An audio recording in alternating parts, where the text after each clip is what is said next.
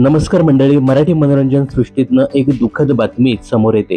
ठरलं तर मग या लोकप्रिय मालिकेत पूर्ण आजी हे पात्र साकारणारे आणि सर्वांची लाडकी अभिनेत्री ज्योती चांदेकर यांचं नुकतंच दुःखद निधन झालं आहे. गेल्या आठवड्यापासून त्या आजारी होत्या. दीनानाथ मंगेशकर रुग्णालय येथे त्यांच्यावरती उपचार सुरू होते. अखेर आज संध्याकाळी 4 वाजता ज्योती चांदेकर यांनी अखेरचा श्वास घेतला. उद्या सकाळी वैकुंठ स्मशानभूमीत त्यांच्यावर अंत्यसंस्कार होणार आहेत. स्टार प्रॉवरील ठरलं तर मग या मालिकेत ज्योती चांदेकर यांची आजीची भूमिका खूपच गाजली. या मालिकेत अर्जुन हे पात्र साकारणारा अभिनेता अमित भानुशाली आजीच्या निधनाने खूपच भावुक झाला आहे.